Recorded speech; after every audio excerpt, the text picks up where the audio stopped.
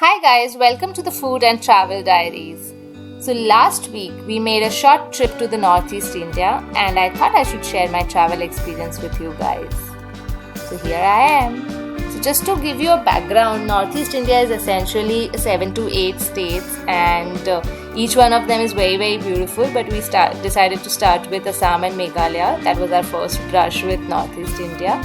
And that was mainly because obviously Assam Meghalaya has so much more to offer in terms of the variety of things that you can do there.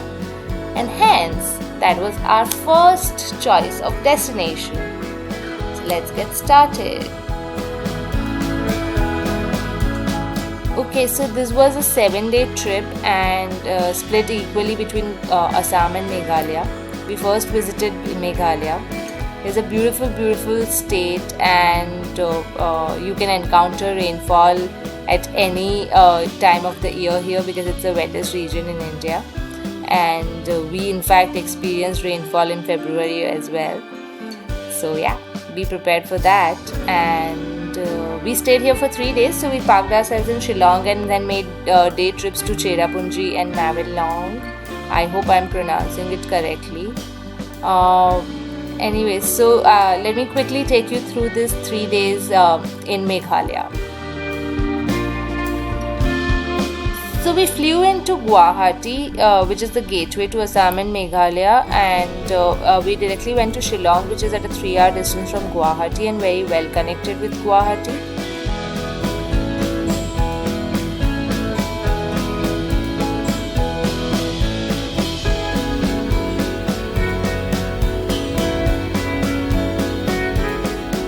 Shillong is known as the Scotland of the East, and very aptly so.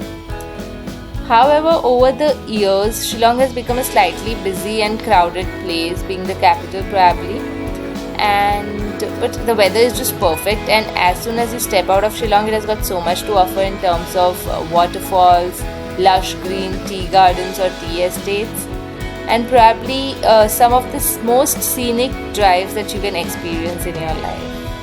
So basically, like what we did, you guys can stay in Shillong and just make day trips to the places around Shillong, because Shillong has got way more resorts and hotels to offer.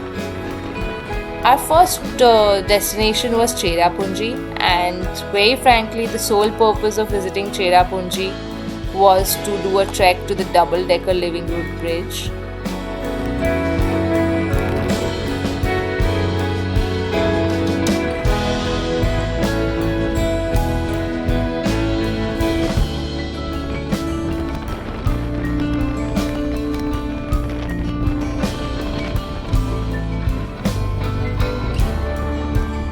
So just to give you a background, the entire region around Cherrapunji has a number of natural bridges formed from the roots of the trees, which are live roots, and the one which we were visiting basically is a double-decker bridge formed naturally from the roots, and this can be reached from Cherrapunji, and it is like a 10-kilometer trek, 5-kilometer one way, 4,000 odd steps, so a slightly difficult trek.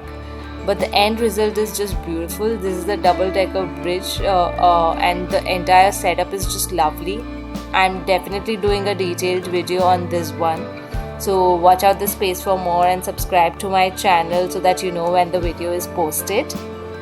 So in that video, I'll tell you a few tips and how to reach this place and things that you should remember before planning this trek. So as I said, watch out. And we also visited Shillong, which basically is the cleanest village in Asia. And yeah, that's all for Cherrapunji. And our next destination was the Kaziranga National Park in Assam. So let me take you right there. So Kaziranga National Park is a huge national park spread across almost 430 odd square kilometers, and it is best known for its population of the single-horned rhinoceros. You can get to experience the wildlife through various safaris like the elephant safari or the jeep safari, and since the population of these rhinos is quite dense here, you should be able to see quite a few of them through these safaris. And you just need to kind of plan a little in advance because the safaris have fixed timings, and you will have to book in advance accordingly. I will definitely be doing a detailed video on Kaziranga. I know a lot of you have questions around how to reach Kaziranga, where to stay. So I'll be addressing all those questions. I'll be also talking about the safaris, where to book, how long are the safaris, and stuff like that. So please subscribe to my channel to know when I post this video. You'll see the subscribe button somewhere on the screen right now. So please click on that and subscribe. And yeah, Kaziranga is just not about wildlife. It's got a lot of scenic beauty as well, a lot of lovely water bodies, and it's one of the most beautiful forests that I've seen.